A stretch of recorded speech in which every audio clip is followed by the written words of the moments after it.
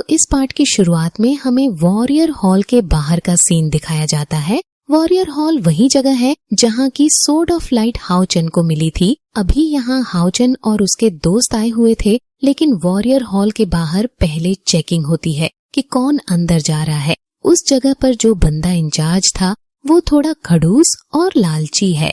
वो आने और जाने वाले लोगों से पैसे लेता है। अभी हाओ चेन तो यहाँ से निकल गया था, लेकिन उसके बाकी दोस्त वहाँ बाहर रुके हुए थे।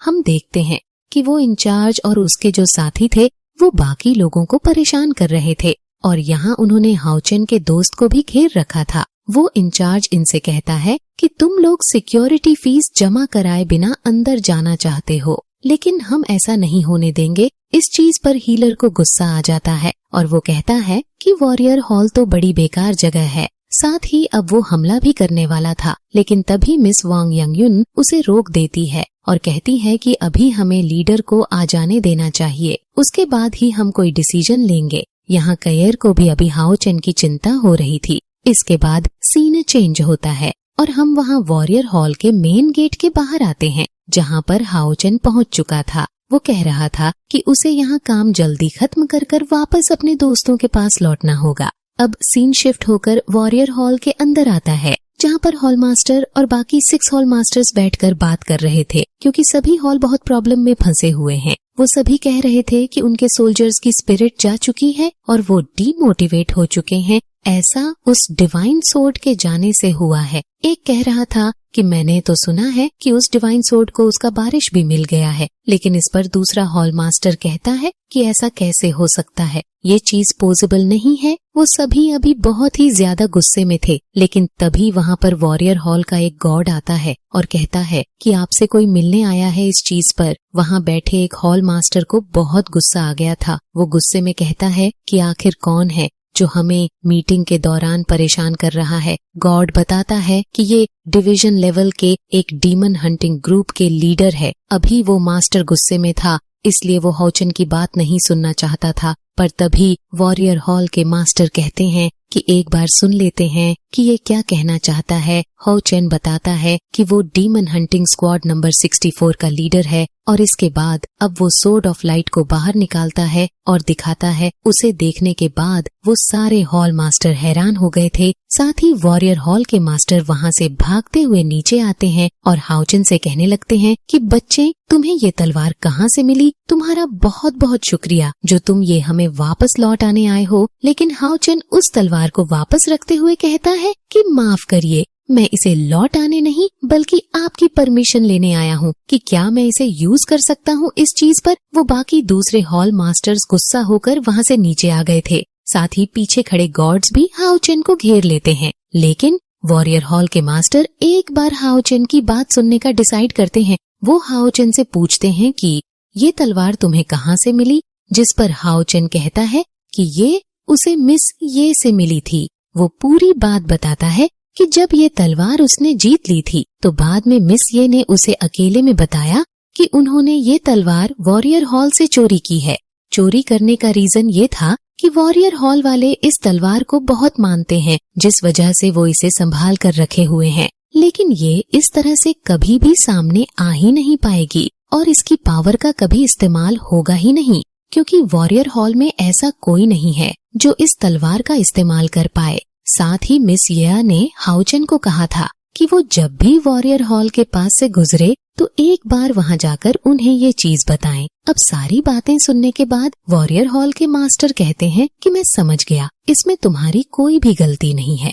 तुम सिर्फ एक नॉर्मल नाइट हो, तुम्हें हमारे हॉल के पास्ट के बारे में कुछ भी नहीं पता। वो बताते हैं कि ये तलवार वुशांग को बिलोंग करती थी और उसके जाने के बाद इस तलवार को कोई काबू नहीं कर पाया। वो कह रहे थे कि उन्हें नहीं लगता कि हाओ चेन भी इसे काबू कर पाएगा। वो कहते हैं कि तुम्हारी इसमें कोई गलती नहीं है, गलती सिर्फ मिस ये की है क्योंकि उसने इस तलवार को चोरी किया। लेकिन हाओ चेन इस चीज पर कहने लगता है कि उनकी कोई गलती नहीं है। वैसे भी ये तलवार यहाँ पर रखी रखी धूल खा रही थी। इस चीज पर सभी हॉल मास्टर को गुस्सा में आ गए था। लेकिन हाओ चेन कहता है कि अगर ये तलवार बाहर ही नहीं आएगी तो ये चीज कैसे पता लगेगा कि कोई इसके लायक है भी कि नहीं। साथ ही हाओ चेन उन्हें समझाता है कि अगर ये तलवार सच में अब किसी काम की नहीं होती तो वो उसी समय खत्म हो जाती जब इसका मास्टर खत्म हुआ था। लेकिन इस बात से सभी हॉल मास्टर को इतना गुस्सा आ जाता है कि वो लड़ने के लिए तैयार थे। साथ ही वॉरियर हॉल के मास्टर ने तो अपनी स्पिरिचुअल स्पिरिट को भी समन कर लिया था।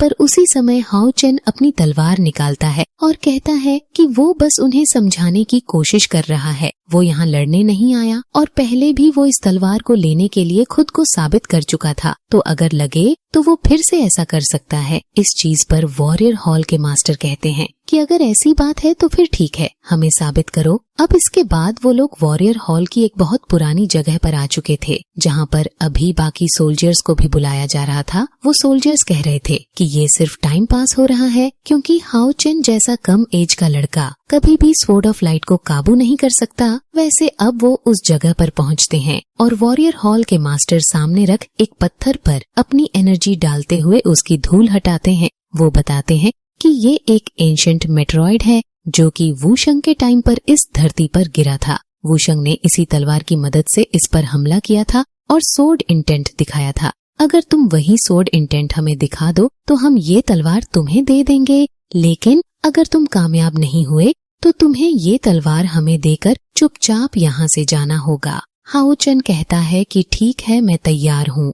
वैसे अभी बाकी सोल्जर्स कह रहे थे कि ये लड़का ऐसा नहीं कर सकता, क्योंकि वूशंग ने जब इस मेट्रॉइड पर अपनी तलवार चलाई थी तब वो 9th लेवल पर था। लेकिन अब हाओ चेन ये सब न सोचते हुए आगे बढ़ता है, तलवार को नीचे लगाता है और लाइट एनर्जी को ऑब्जॉर्ब करने लगता है। वॉरियर हॉल के मास्टर समझ गए थे कि हाओ चेन 6th लेवल पर है। वो कहते हैं कि इतने कम लेवल पर होने के बाद तुम्हारा सोर्ड इंटेंट ज्यादा हो ही नहीं सकता, इसीलिए तुम लाइट एनर्जी को ऑब्जॉर्ब कर रहे हो जिससे तुम्हें थोड़ी और हेल्प मिल सके।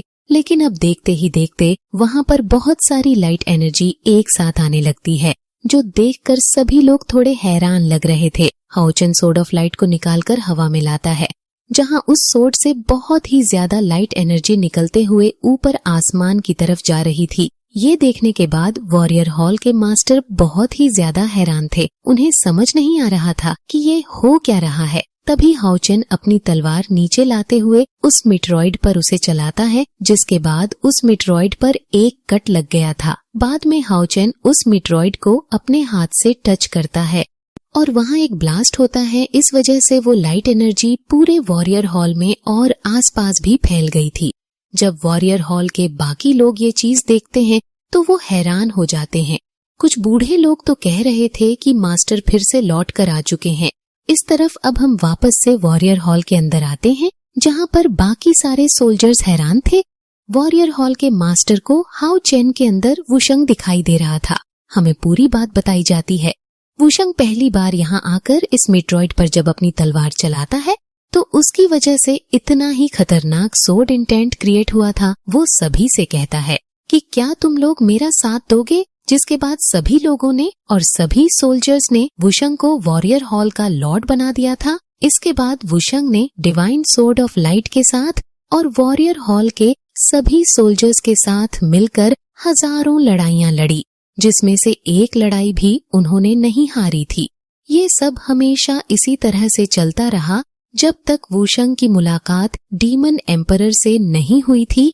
वो दिन वॉरियर हॉल के लिए सबसे बुरा दिन साबित हुआ, क्योंकि उसके बाद वूशंग लौटकर नहीं आया। हालांकि उसकी तलवार मिल गई थी। वॉरियर हॉल के मास्टर हाओ चेन को बताते हैं कि वूशंग ने जाने से पहले कहा था कि अगर वो वापस लौटकर कभी नहीं आया तो भी चिंता न करें, क्योंकि इस तलवार का सक्सेसर जरूर आएगा। अब यहाँ करंट टाइम में आने के बाद वॉरियर हॉल के मास्टर हाओ चेन से कह रहे थे कि तुम बिल्कुल वूशंग की तरह हो, मुझे माफ करना। मेरे पुराने वाले बिहेवियर के लिए तुमने साबित कर दिया कि तुम सोर्ड ऑफ लाइट के लायक हो। अब इसके बाद यहाँ से सीन चेंज होता है और हम हाओ चेन के सभी दोस्तों को देखते हैं। वहाँ पर वो इंचार्ज अभी उन पर हमला करने वाला था, जिस वजह से हीलर लड़ने के लिए तैयार हो जाता है। यहाँ पर मिस वंग यंगयुन भी लड़ने के लिए पूरी तरह से तैयार थी, पर तभी अचानक से हाओ चेन वहाँ पर आकर उस इंचार्ज को रोक देता है। साथ ही वो सारे सोल्जर्स को पीटते हुए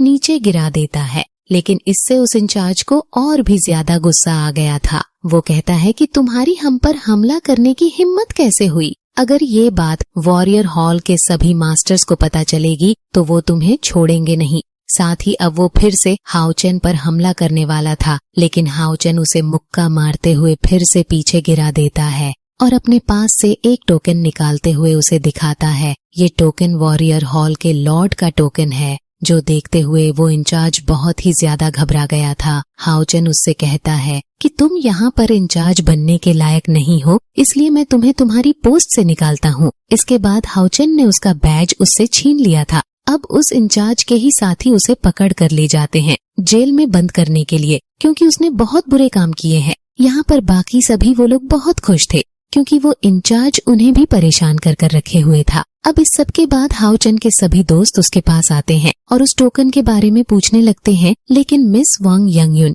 यहाँ पर उस टोकन के बारे में ऑलरेडी सब कुछ जानती थी। वो कहती है कि ये तो यहाँ के लॉर्ड का टोकन है। अब इसके बाद हमें बताया जाता है कि वॉरियर हॉल के मास्टर हाओचेन को बता रहे थे कि जब वॉरियर हॉल क्रिएट हुआ और उसके बाद जब वूशांग यहाँ पर आया तो उसके आते ही सभी सोल्जर्स में एक स्पिरिट आना शुरू हो गई थी, जिसकी वजह से वो सभी बहुत ही जल्दी इम्प्रूव करते जा रहे थे और वूशांग के साथ साथ बाकी सब भी स्ट्रॉन्ग बनते जा रहे थे। लेकिन उस मोमेंट के बाद जब वूशांग यहाँ से चला गया तो उसके बाद सभी वॉरियर की स्पिरिट भी कमजोर पड़ती है। वो भी धीरे धीरे कमजोर होने लगे, जिसके बाद उन्होंने ये रूल बनाए कि जो कोई भी वूशंग को सरपास करेगा वो उसे यहाँ का लॉर्ड बना देंगे, जिससे कि सारे सोल्जर्स फिर से पहले की तरह मेहनत कर कर खुद को स्ट्रॉन्ग बना सके। हालांकि तलवार जाने के बाद से उनकी स्पिरिट और भी ज्यादा गिर गई थी, क्योंकि पहले उनके पास एक सहारा था कि वो इस तलवार से वूशांग के सक्सेसर को ढूंढ सकते हैं। लेकिन अब वो तलवार खुद अपने साथ उसके सक्सेसर को ले आई है। इस वजह से वॉरियर हॉल के मास्टर हाओचेन से रिक्वेस्ट कर रहे थे कि वो वॉरियर हॉल का लॉर्ड बन जाए, लेकिन हाओचेन बताता है कि वो बस एक मामूली नाइट है, उसका काम बस डीमंस को खत्म करना है, इस वजह से वो यहाँ नहीं रह सकता। अब वॉरियर हॉल के मास्टर बात को समझते हुए कहते हैं कि ठीक है, अगर ऐसी बात है तो तुम इस टोकन को अपने पास रखो, तुम जहाँ कहीं भी होंगे वॉरियर हॉल तुम्हारे साथ होगा। और इसके बाद अब हाओचेन उन्हें थैंक यू कहता है और उस टोकन को रख लेता है। अब करंट टाइम में यहाँ पर सभी लोग हाओचेन को कंग्रेचुलेशन कह रहे थे। अब ये सब तो हो गया, इसलिए इसके बाद अब मिशन स्टार्ट होना था। तो यहाँ पर हाओचेन सभी को मिशन के बारे में बता रहा था, लेकिन वो जो बता रहा है वो हमें सामने स्क्रीन पर दिखते भी जा रहा था। मतलब वो पहले बताता है कि जो डीमन कॉन्टिनेंट के बाहर कुछ विलेजर्स हैं उन पर डीमंस हमला कर रहे हैं, तो पहले हाओचेन और बाकी सभी को उन्हें बचाना है। हम देखते हैं कि वो सक्सेसफुली उन्हें बचा लेते हैं। हीलर कह रहा था कि ये मिशन तो कितना आसान था, हमें बस कुछ मामूली डीमंस को खत्म करना था, लेकिन हाओचेन कहता है नहीं, जैसे जैसे हम अंदर जा रहे हैं वैसे वैसे मिशन और ज्यादा खतरनाक होते जाएंगे। वो बताता है कि इसके लिए 16 डीमन हंटिंग टीम आएंगी, जिसके बाद अब हर डीमन हंटिंग टीम को 4-4 मेंबर्स के ग्रुप में बांट दिया जाएगा, जिसमें से हमें मिला है ड्रैगन ग्रुप। और ड्रैगन ग्रुप सबसे मिस्टीरियस है क्योंकि उसका काम सबसे ज्यादा खतरनाक है। हाओचेन कहता है कि खासकर हमें स्लेइंग डीमन से बचकर रहना होगा। वो लोग पूछते हैं कि ये स्लेइंग डीमंस क्या होता है, जिस पर हाओचेन कहता है कि वॉरियर हॉल के मास्टर से मुझे जानने मिला है कि ये डीमन खासकर डीमन हंटिंग ग्रुप को टारगेट करने का काम करते हैं। साथ ही हाओचेन बताता है कि ड्रैगन ग्रुप वो खास ग्रुप है जिसका काम सबसे ज्यादा इम्पोर्टेंट है, लेकिन अभी तक कोई भी ड्रैगन ग्रुप यहाँ से जिंदा बचकर नहीं गया, क्योंकि स्लेइंग डीमंस को खुद डीमन एम्परर ने अपॉइंट किया है। डीमन हंटिंग ग्रुप को रोकने के लिए हाओचेन कहता है कि अभी तक हमने जितने भी डीमन से फाइट की है, शायद उन सभी से सबसे ज्यादा खतरनाक डीमन से अब हमारी लड़ाई होने वाली है। लेकिन इस पर बाकी सभी कहते हैं कि इसके लिए हम पहले से तैयार हैं। और फिर इसी के बाद ये पार्ट यहीं पर एंड हो जाता।